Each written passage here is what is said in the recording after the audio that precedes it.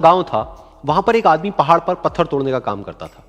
उसको अपनी जिंदगी से कोई गिला शिकवा नहीं था। पूरा दिन वो काम करता, मेहनत करता, दिन के एंड में जो थोड़ा बहुत पैसा मिलता वो जा करके अपने परिवार के साथ में थोड़ा सा टाइम स्पेंड करता और चैन से सो जाता। तो एक दिन रोज की तरह वो अपना काम खत्म करके अपने घर की तरफ जा रहा था, तो रास्ते में चलते चलते उसके मन में ख्याल आया कि ये भी कोई जिंदगी है कि सुबह से शाम तक मैं पत्थर तोड़ने का काम करता हूं और एंड में मेरे को थोड़े से पैसे मिलते हैं, जिसमें मुश्किल से मेरा और मेरे परिवार का गुजारा हो पाता है। काश कुछ ऐसा हो जाए कि कहीं से मुझे कोई ऐसी शक्ति मिल जाए कि जो भी मैं चाहता हूं वो सच हो जाए। वो अपने घर पर गया, उसने खाना खाया, लेकिन उसका ध्यान खाने की तरफ नहीं था। उसके दिमाग में यही ख्याल चल रहा था। उसके बाद में वो यही सोचते सोचते फिर नींद आने के कुछ देर बाद उसको एक सपना आया। सपने में उसने देखा कि रोज की तरह वो अपना काम खत्म करके अपने घर लौट रहा था। रास्ते में उसने एक बहुत ही बड़ा घर देखा और उसके मन में आया कि काश ये घर मेरा होता और मैं इसका मालिक होता। और उसके ये सोचते ही वो उस घर का मालिक बन गया। उसको यकीन ही नहीं हो रहा था कि जो उसने सोचा वो बन चुका है। लेकिन उसकी खुशी ज्यादा देर नहीं टिक पाई, क्योंकि उसको एकदम से एक शोर सुनाई दिया। उसने अपने घर के बाहर देखा कि एक बहुत बड़ी रैली निकल रही है, जिसमें बीचों बीच एक पॉलिटिशियन है जो ऐसे ऐसे हाथ हिला रहा है। और वहां पर जितने भी लोग खड़े थे सब उसके नाम के नारे लगा रहे थे, उसके आगे हाथ जोड़ करके खड़े थे, सब उसको देखने के लिए तड़प रहे थे। तब उसको यह एहसास हुआ कि मैं कितना छोटा हूं उसके आगे। और फिर उसके अंदर से एक ख्याल उठा कि काश मैं ये पॉलिटिशियन होता और मेरे पास भी इतनी ही पावर होती जितनी कि इसके पास में है। बस उसका इतना सा सोचने की देर थी, वो पॉलिटिशियन बन गया। उसकी खुशी का ठिकाना नहीं था, क्योंकि उसके आसपास में हजारों लोगों की भीड़ थी और सब उसको देखने के लिए तरस रहे थे, तड़प रहे थे। लेकिन उसकी ये खुशी भी ज्यादा देर नहीं टिक पाई।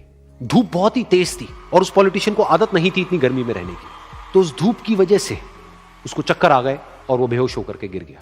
फिर उसको एहसास हुआ कि ये पॉलिटिशियन सबसे ताकतवर नहीं है, ये जो सूरज है ये सबसे ताकतवर है। दुनिया में ऐसा कोई नहीं था जो कि उसकी रोशनी को रोक सके। लेकिन उसकी ये खुशी भी ज्यादा देर टिक नहीं पाई, क्योंकि कुछ ही देर बाद आसमान में कुछ काले बादल आए जिन्होंने कि उस सूरज की रोशनी को रोक दिया।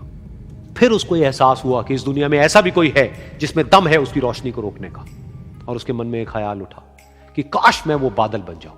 और वो बादल बन गया और आसमान में उड़ने लगा। उसको ऐसा लगा कि मैं आसमान में उड़ रहा हूं और अब मैं जहां चाहे वहां जा सकता हूं। लेकिन कुछ देर बाद वहां पर एक बहुत तेज हवा का झोंका आया जो कि उन बादलों को उड़ा करके ले गया। और फिर उसे ये समझ आया कि ये जो बादल हैं वो सूरज की रोशनी को तो रोक सकते हैं, लेकिन हवा को नहीं रोक सकते। ये हवा उनको बहा करके ले जाती है। फिर उसके मन में आया कि काश बनने के बाद में उसको अपने अंदर एक अलग ही ऊर्जा का अनुभव हुआ। वो चाहे तो आराम से बहता और चाहे तो आंधी बन करके, तूफान बन करके, जिसको भी चाहे उड़ा करके ले जाता। उसको ये विश्वास होने ही लगा था कि इस दुनिया में सबसे ज्यादा शक्तिशाली मैं हूं। लेकिन तभी उसके सामने आया एक पहाड़। उसने अपनी पूरी ताकत लगा दी, लेकिन उस पहाड़ को वो इतना सा भी नहीं हिला पाया। तब उसको यह एहसास हुआ कि इस दुनिया में कोई है जो हवा से भी ज्यादा शक्तिशाली है, जिसमें दम है उस हवा को रोकने का। फिर उसके मन में आया कि काश मैं ये पहाड़ होता, और वो पहाड़ बन गया। लेकिन हर बार की तरह इस बार भी उसकी खुशी ज्यादा देर तक नहीं टिक पाई। उसको एक जानी पहचानी सी आवाज सुनाई दी और साथ ही साथ उसको दर्द होने लगा, जैसे कि कोई है जो उसको तोड़ रहा है, उसको मार रहा है। तो दर्द से वो चीखने लगा और उसके मन में आया कि काश मैं वो बन जाऊं क्योंकि इस पहाड़ को तोड़ने का दम रखता है। लेकिन इस बार उसकी ये ख्वाहिश पूरी नहीं हुई।